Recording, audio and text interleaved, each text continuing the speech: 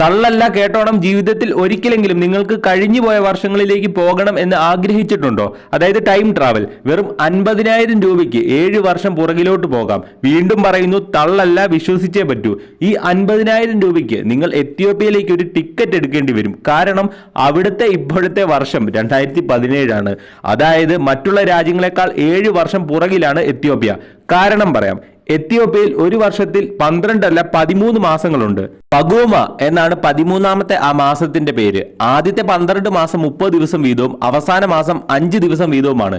Leap ഇയറിൽ 6 ദിവസം ആവുകയും ചെയ്യും. മാത്രമല്ല ഇവർ ന്യൂ ഇയർ ആഘോഷിക്കുന്നത് സെപ്റ്റംബറിലാണ്. അവിടെ സമയവും വ്യത്യസ്ത രീതിയിലാണ് പറയുന്നത്. അതായത് നമ്മുടെ ദിവസം തുടങ്ങുന്നത് രാത്രി 12 മണിക്കാണെങ്കിൽ അവിടെ രാവിലെ 12 മണിക്കാണ് തുടങ്ങുന്നത്. ഇവർ ഫോളോ ചെയ്യുന്ന കലണ്ടറിൽ ജീസസ് ക്രൈസ്റ്റ് ജനിച്ചത് മറ്റൊരു വർഷമാണെന്ന് അവകാശപ്പെടുന്നതിനാലാണ് ഇവർ 7 വർഷം പിന്നിലായത്. എങ്ങനെയാ, നിങ്ങൾ പോകുന്നുണ്ടോ? അപ്പൊ ഞാൻ പറയണ്ടല്ലോ, ലൈക്ക് അടിച്ച് ഫോളോ ചെയ്തു.